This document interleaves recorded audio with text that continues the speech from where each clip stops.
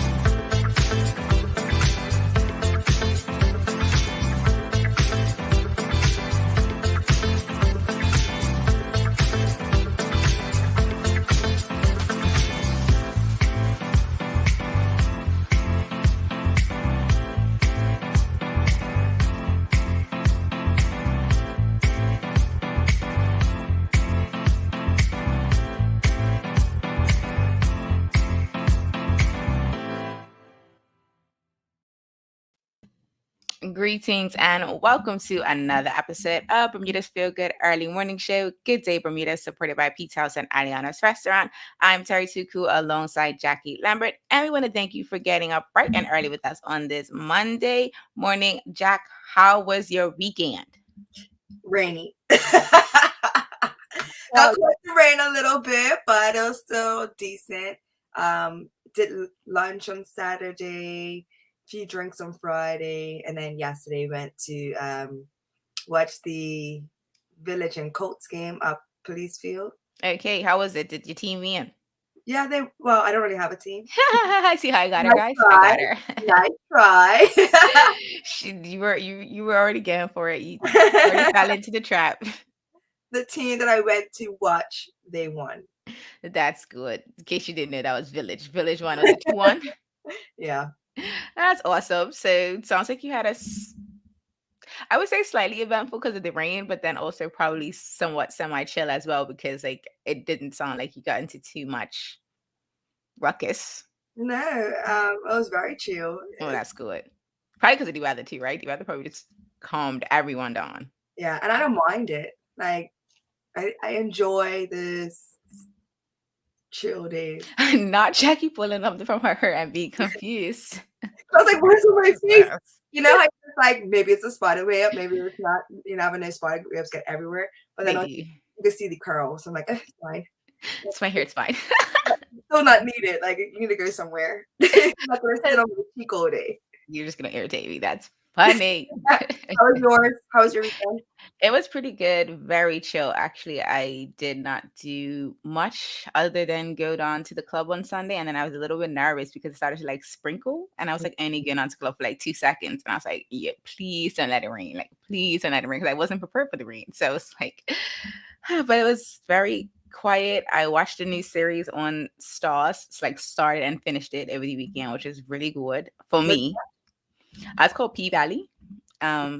But for those of you that only on Bermuda, you can't watch Stars unless you have VPN. I don't know if people remember like the whole power that was on Stars. And I know a lot of people said they couldn't get Stars and they had to watch it on Netflix and then, you know, all of that good jazz. So if you are interested, it's actually about pole dancing. It's about a strip club. So it's actually a really good show. It was a really good series. They're coming out with season 2 soon. I'm super excited. Kind of mad I watched the whole season every weekend, but it's cool. It's cool. And you know, I like a new series. I never remember. I said I was going to try and watch Euphoria. No, I can't help you. Jana was the Insecure because they have a new one saying Confidence or something like that. I saw a new one. So I almost said that, but that's not it. Insecure. You still haven't watched it yet. I haven't watched it. It's okay. It's fine. I'm actually gonna start a new series myself. Not Euphoria. It's called Ozark. Yes. I'm going to start that. But people that I was watching it with kept getting ahead of me, so I have to start over because I was just like, well, no, we can't talk about it, so I don't want to watch it. So I just realized we are just chit-chatting about our whole weekend, and we have a whole warm-up conversation for you guys that we want to get to. So if you haven't already, please make sure you share this episode wherever you're watching it because our feel-good topic of the day, we're actually going to be talking with Dr. Oh gosh, you tell me how to pronounce it. Jana. Yes, Jana Outerbridge. We're going to be talking about empowering women and girls to heal from their past negative experiences. And Dr. Jana is from Mayvera. I hope I pronounced that right. I didn't even ask her to confirm how to pronounce that. But if I did pronounce it wrong, she'll correct me. Mayvera Wellness. She's our featured guest today. And you guys did it, Jackie. And I love the mental health conversation. So we are excited to have Dr. Jana backstage to join us. So make sure you stick around for that conversation. And as always, if you want to laugh to get your morning started, Jackie's going to bring you our feel good vibe of the day, which is joke time with Jackie. But really quickly, let's get our show started with this particular conversation because Jackie and I were having a whole moment last night about the questions that we have prepared for Dr. Jana. And she hit me up and was like, "Did you see my email?" And I was like, "Yeah," I responded. Like I had a whole message sent ready to send to Jackie that didn't go out. So we wanted to talk to the audience about the fact that have you ever sent a message to the wrong person because she thought she sent it to the wrong person. And I was like, no, I got it. Whole panic attack. I was just like, oh my God, it's 9 p.m. We need these questions like sorted. We need to go make sure that we actually like them. And I was like, why is Jackie hitting me up? Like, she should have the response in her inbox. And sure enough, it was sitting in my drafts waiting to be sent. And I was like, oh no, sis, it's actually hasn't even reached you yet. So that's why you don't see anything. So I wanted to know, have you ever had a moment where you sent a message to the wrong person and had like a complete panic attack because you're like, yo, there's like a deadline. We're trying to get something done. And I don't know if we're in a good space to get it done or not. Or have you been like me and just didn't even send it? Like wondering why this person is over here having a whole panic attack because it hasn't even gone out yet. I know for me, Jack, besides the draft, I don't think I've ever sent a message to the wrong person. Like, I have. Was it a good message or a bad message? Or like one of those messages, like it could go either way depending on how the person takes it. It could go either way. I've had a few occasions. So you know how WhatsApp, if your phone is popping, the messages like jump all over the place. So I went to click a message and I was just like, I was wrenching the person. I was just like, I'm sick of you. And then the part came back and was just like, pardon me. And I was just like, great. Now I have to actually explain that this is not for you. Luckily, you just say it's not for you. I was just like, oh my God, my bad. I would have deleted that. But then I'm sitting there. I'm like, oh my God, they're going to think that I'm talking about them to somebody else. Like it could have all been on it. So of course, I'm an overthinker and I have anxiety. So those two things combined, I was just like, my world, please swallow me whole right now. Swallow me whole because this is a situation I don't want to be in. I've actually sent the screenshots. You know how they say when you screenshot, I hope you don't send it back to the person you're talking about. I sent it back to the same person one time. That was horrible. That was embarrassing. Wait. So you were talking about someone? Yeah. And in a different chat. And I was just like, yep, I am absolutely talking about you. And while we're talking about the fact that I'm talking about you to other people, I just want to let you know that this situation that you've gotten us in is ridiculous. I shouldn't have to talk about you and your hot mess because I'm now trying to find a solution from somebody else to help fix the situation. Luckily, so it's a situation where two people were beefing and I was trying to like calm it down. So she's trying to be the mediator. This person doesn't even have an issue with you, but it was a lot. It was a lot.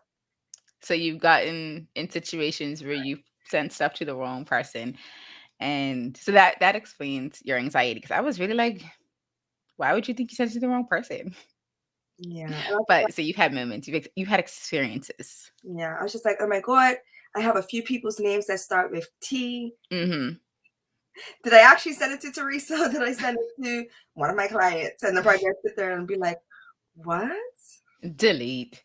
I have had moments where did I press cancel? Remember, I thought I pressed cancel. So I thought I deleted the whole thread. I don't remember half the questions that I did up. So I would have had to start from scratch.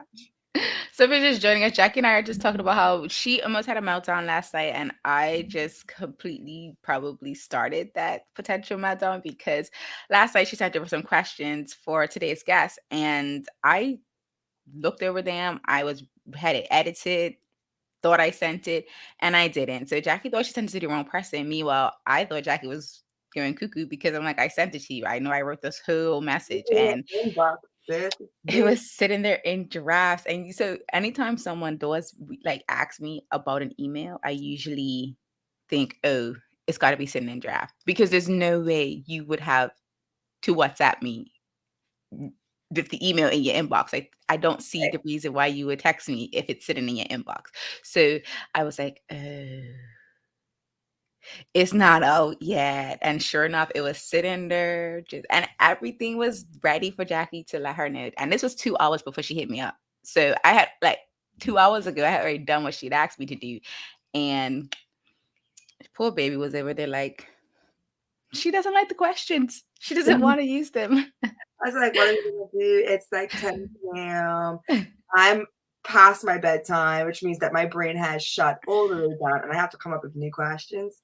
No thanks. I have to wing it in the morning.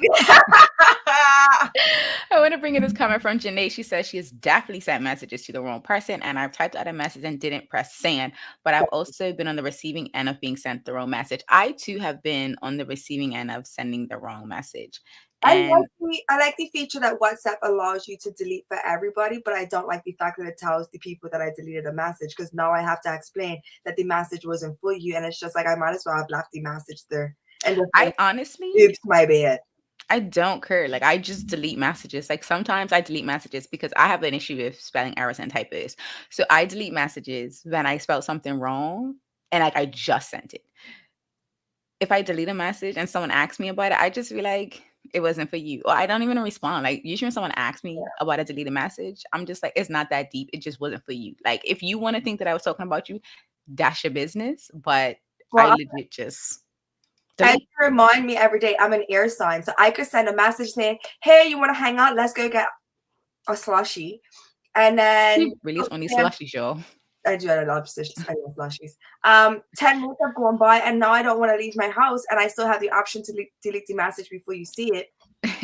The offer's now literally off the table. Quite literally. So delete message.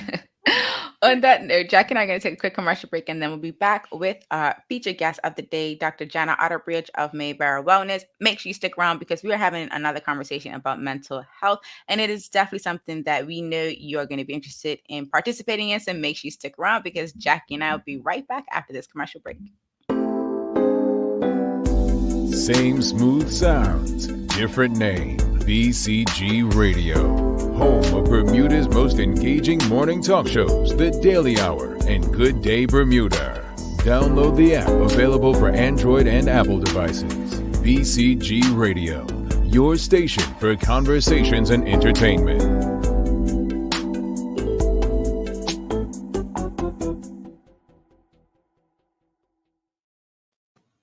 Welcome back to Good Day Bermuda, supported by Pete's House and Aliana's Restaurant. I'm Terri Tuku alongside Jacky Lambert. And if you're just joining us, we're getting ready to bring in today's featured guest of the day, Dr. Jana Outerbridge. We are going to be having a conversation about mental wellness. And so as we get ready to bring Dr. Jana in, we need you to, as always, help us welcome our guest by dropping your favorite good morning emoji or by saying good morning, and drop your favorite wellness emoji. Like, rather it's I think the yoga emoji is like the best wellness emoji that is cracking in the whole Emojipedia, but I know others have other emojis. What's your favorite one? Something with food, girlfriend. Of course, it has to be food. And on that note, let's bring Dr. Jana into the conversation. Good morning, Dr. Jana. Good morning. Good morning, ladies. Thank you for having me. You are most welcome. And can you just pronounce the name of your business? Because I'm not sure if I pronounced it correctly. Sure. So you got Jana right, Dr. Jana, and Mayvera Wellness. Okay, perfect. Mayvera. Yeah, I got that right. So can you tell us, about your educational background and why you chose to get into the mental wellness space? Sure. Can I say one thing first? Absolutely. About sending the wrong message. Yes. Oh, yes. Please join that conversation because I usually do that. Happening, okay? And sometimes I have definitely in the inbox, I'm like, well, I don't understand why you're not been there. So I get it. So I can 100% relate.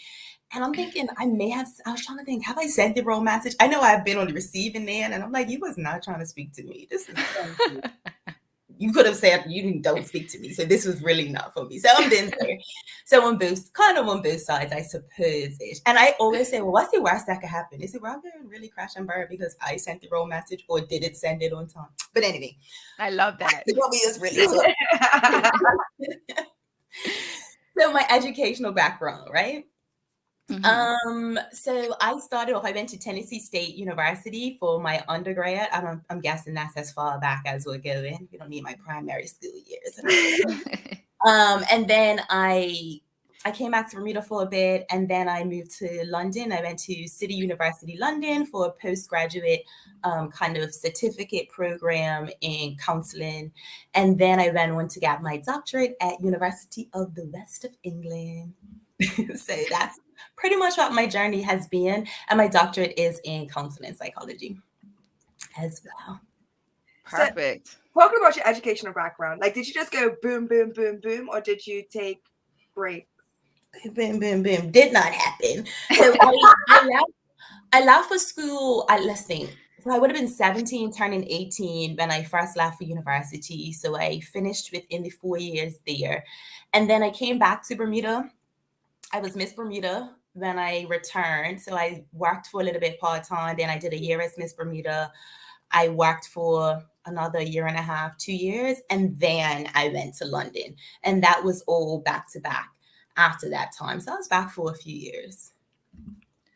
That's interesting. And so just I didn't know the story about the title of being Miss Bermuda, but I also didn't follow that the pageantry world as closely as most people did. So can you just talk about the difference between, or like how the standard of beauty impacts women's mental wellness? Because you're told this is beautiful, this is not beautiful, but we're all trying to be mentally sound. How does the standard of beauty? Wow. So I definitely think that it really can have an effect on how we may see ourselves and what it may do for us for a lot of reasons, right?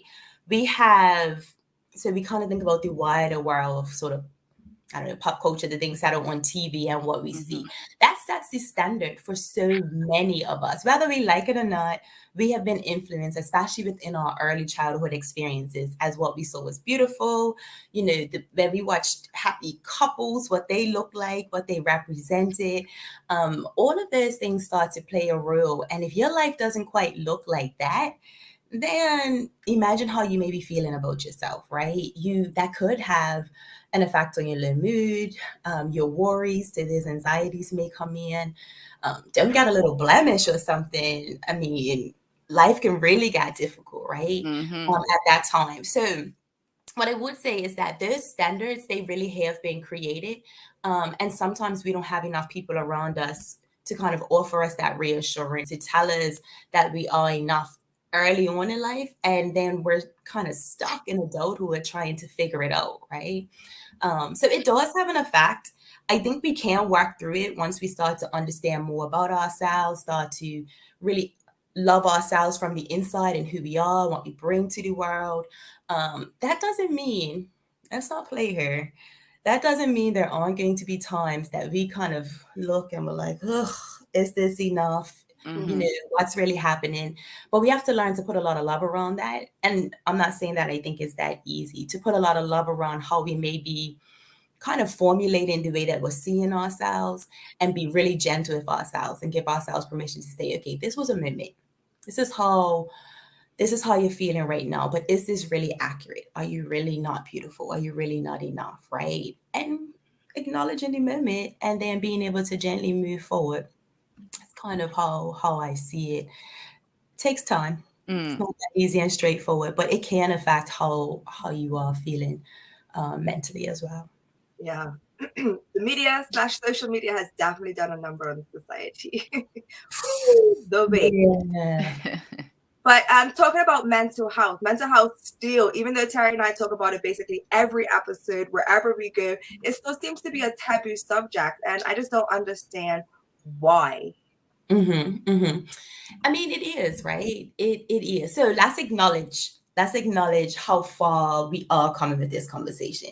So you all are doing the work. There are a lot of us that are out here doing the work by having these conversations, normalize it. There's something that I've started to say, and I will probably be caught out from time to time, but I'm trying to separate this conversation of mental health and physical health and start to say my health. What does my health require?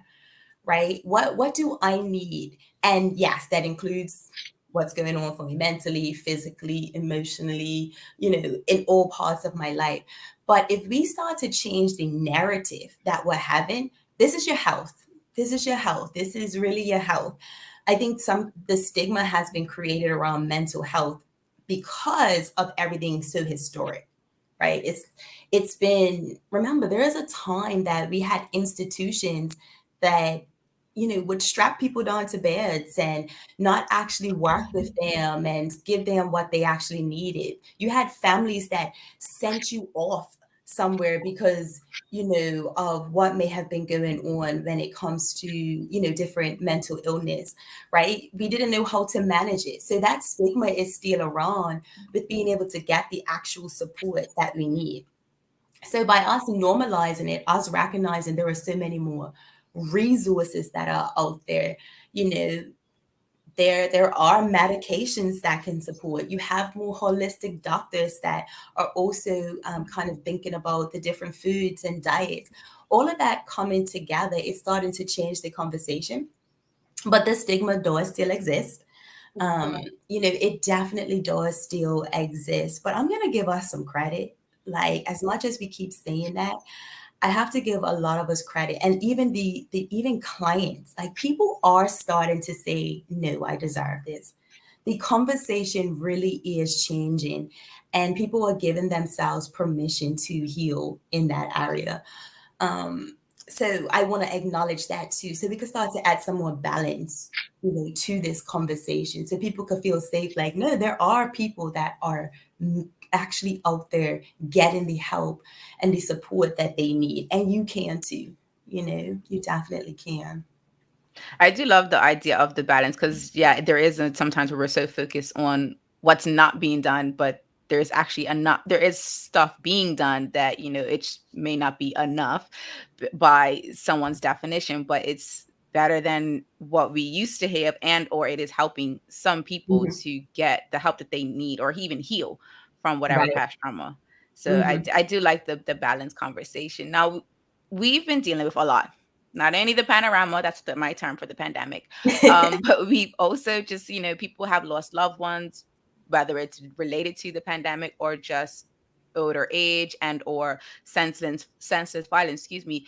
So do you have any tips for dealing with grief? Because I feel like what we use as our coping mechanism is toxic, it's not healthy. And so what are some of your tips for dealing with grief? Yeah. Yeah.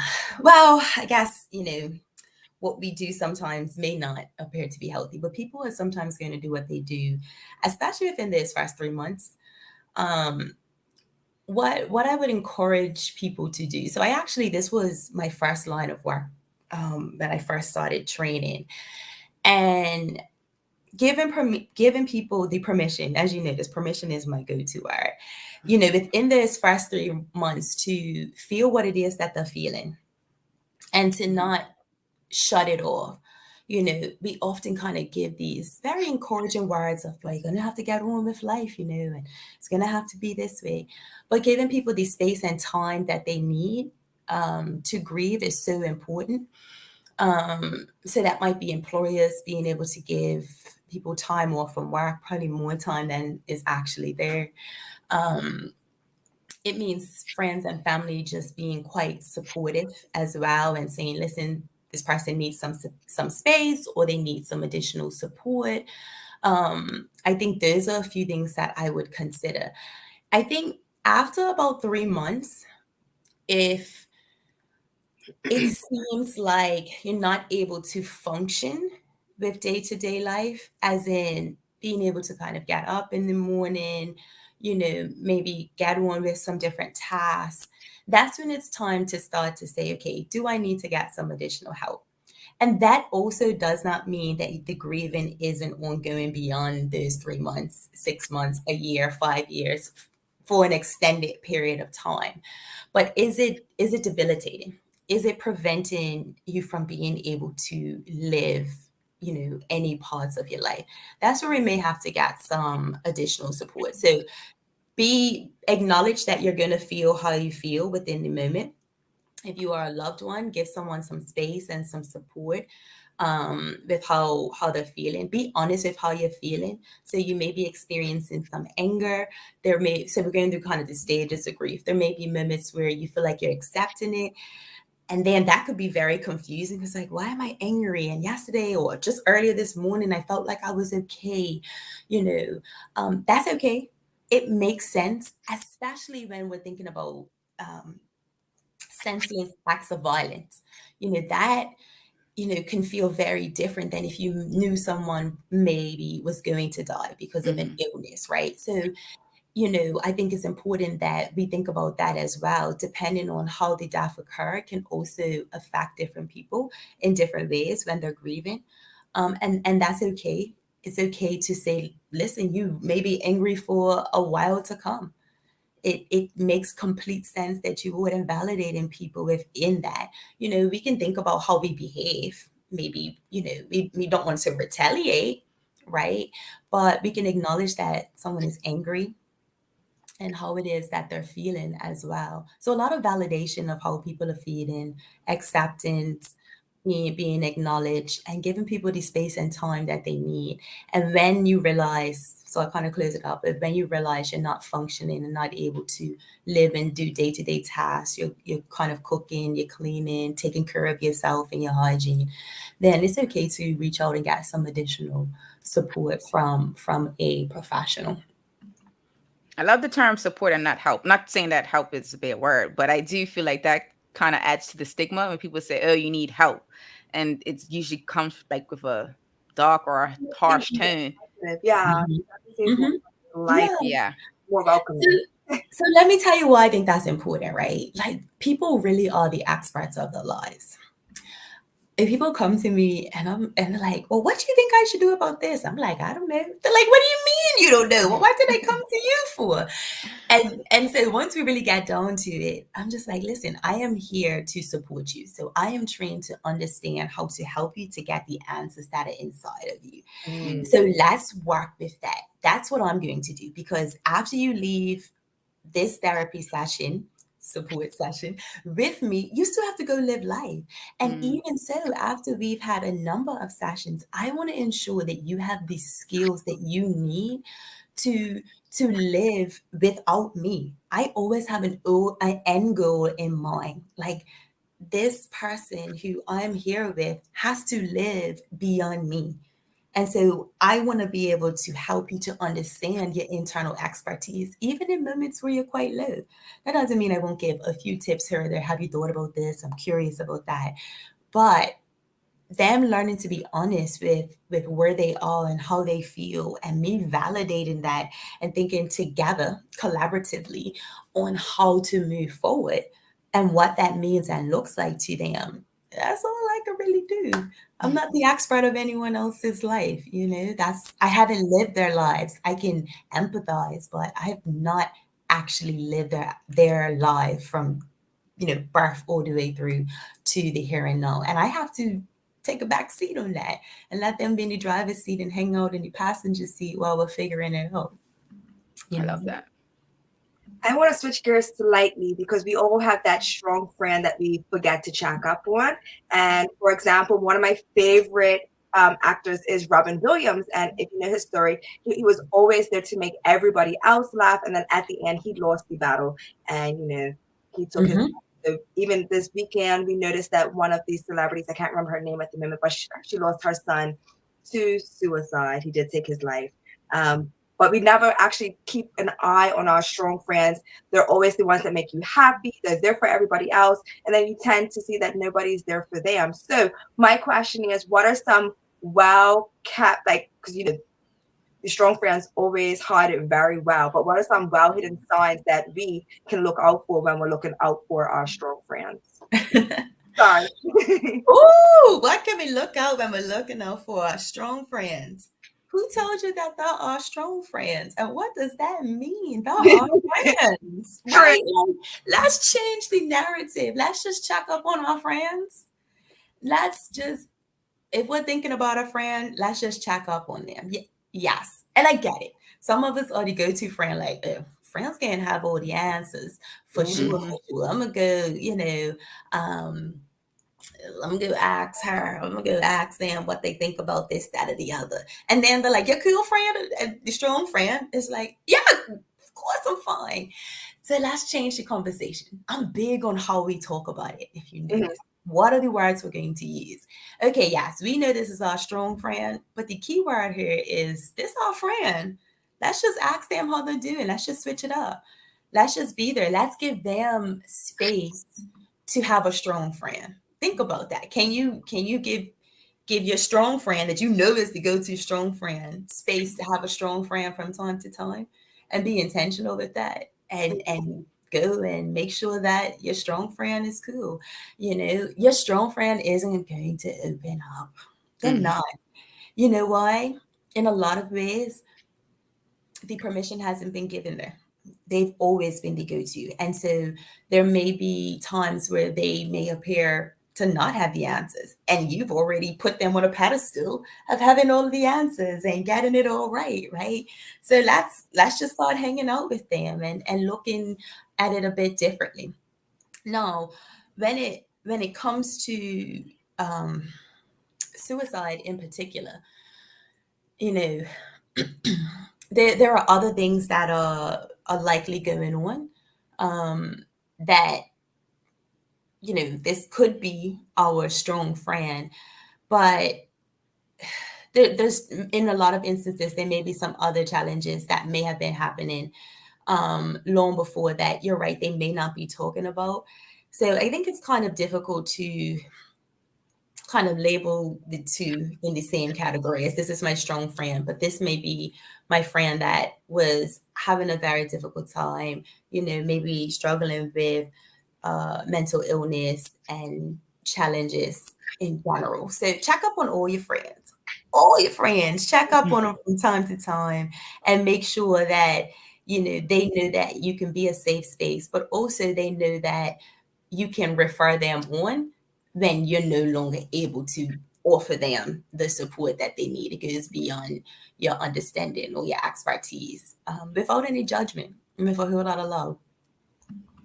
I love that. And even just thinking about it, because one of the things Jack and I talked about, I mean, she mentioned it earlier when you talk about not sending the email or sending it to the wrong person or canceling the email, it brings a sense of anxiety on. And right now, the panorama is still bringing people like, they're having high moments, they're having low moments, and they're feeling anxious, or they're not feeling anxious. They don't know if they're feeling anxious because they just feel like now this is their normal state.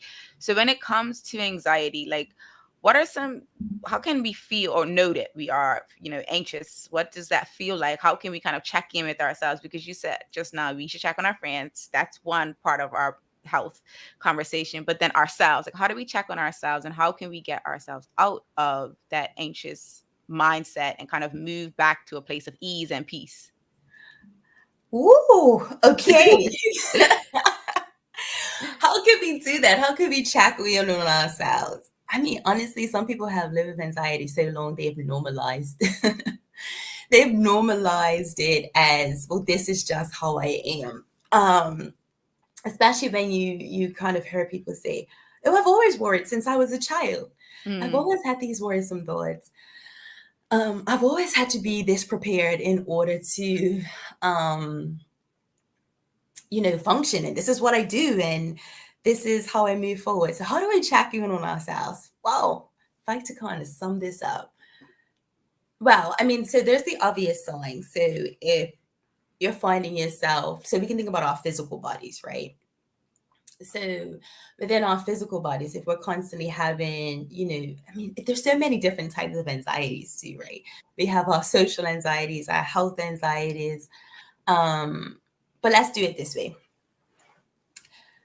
Checking in, one thing I can say is do a mental health check with a professional. Just like you go to your GP, go ahead to a trained mental health professional, at least yearly, like you would do with anyone else, and give yourself that time to talk about everything that's going on and allow them to maybe give you some feedback and to kind of help with an assessment on what may be happening. So do that mental health yearly check-in. So I'm gonna say that because that may answer some questions in particular for a lot of people if that was kind of reoccurring.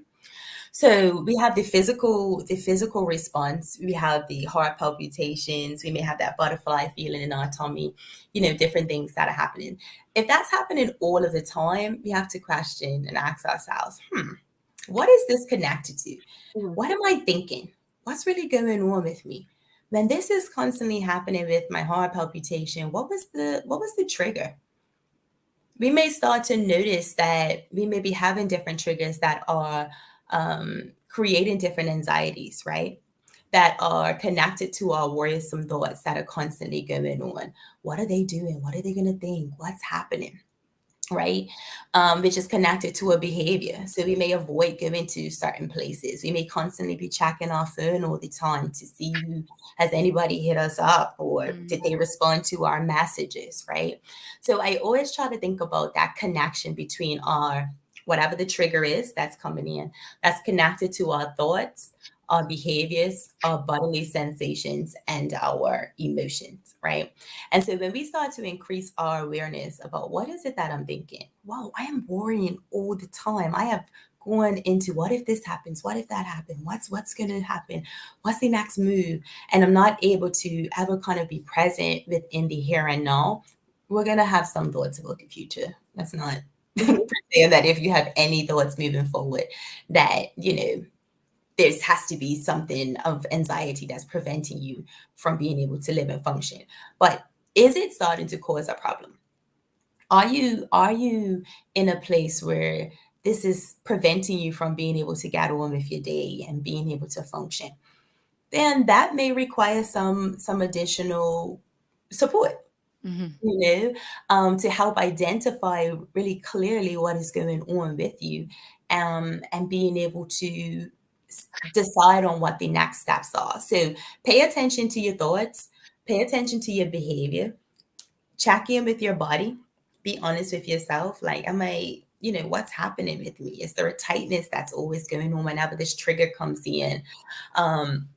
And pay attention to your emotions. And remembering there's a wide range of emotions that we could be experiencing. Sometimes we go with happy, sad, disappointed, frustrated. But sometimes we're jealous. Sometimes there's so many other things that are going on. And if we start to be honest with what it is we was really experiencing, it helps us to make sense of the reasons why we're having these particular thoughts, why that's still a trigger, you know. I think I went off on something else. I'm not even sure if I answered the original question. I started just like, look, I want to tell the people, check in with your thoughts, your behavior, your bodily sensations, and your emotions, and be okay to, see what's happening with you, and being real with yourself, right? On what's going on. I don't know what you asked me. No, thank you so much. Mental health is such a huge subject for us. We constantly want to talk about it. So to have a professional on to help us with that, first thing in the morning, we are blessed by your presence, girl. Thank you so much. I'm trying.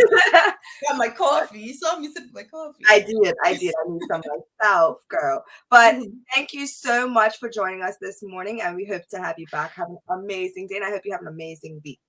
Thank you kindly. Remember, everyone, you're the expert of your story. Thank you so much for having me, and give yourself permission to continue to grow and develop in the way that you deserve. Thank you. Welcome. Jacky and I are going to take a quick commercial break, and then we'll be back with our Feel Good Vibe of the day, which is Joke Time with Jacky. So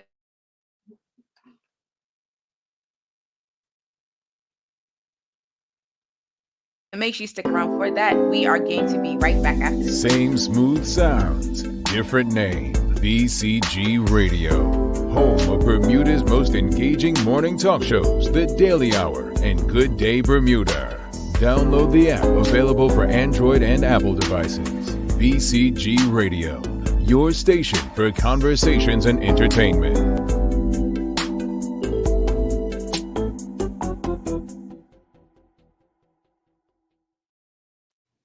Welcome back to Good Day Bermuda, supported by Pete's House and Aliana's Restaurant. I'm Terri Tuku alongside Jacky Lambert. Before we get into our Feel Good Vibe of the day, Jack, I wanted to bring in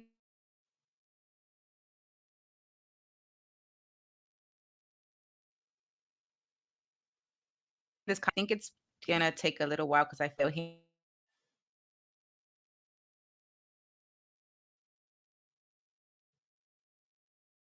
hear me. See the comment, Jeff? It's coming in slowly. You're lagging. Hey, I'm still here. Okay, you're catching. Can you see the comment? Yeah, I can see it. I can see it now. Okay, perfect. I'm like, oh no. So it says, Dr. Jana, thank you for sharing these important insights. I love the focus on empowering others to become self-aware and be in their own driver's seat. Absolutely. I don't know. I think I definitely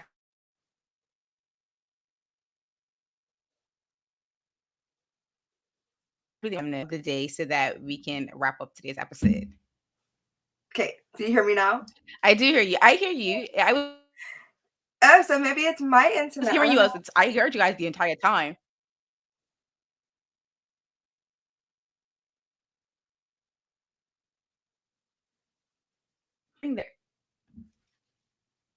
Okay, I'm gonna read the jokes, Kate. All right. How does a bird with a broken wing manage to land safely?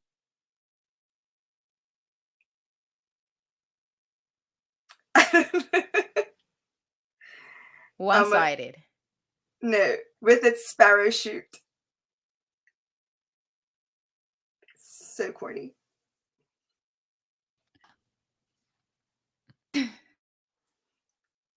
This is so funny because it's so late.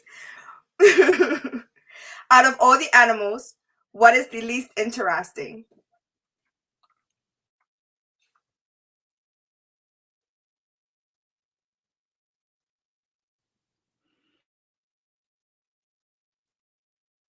I'm gonna just tell it, guys. The boar. And last one, Yeah. Why do dogs run in circles? Because it's hard to run in squares. Okay, I'm done. I'm done, guys.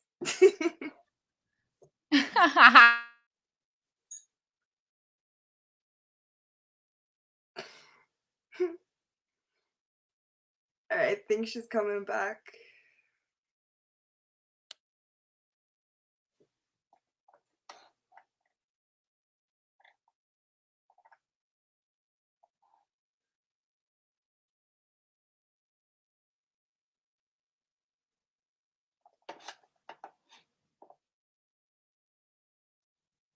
I don't know if she's still lagging or I'm just here.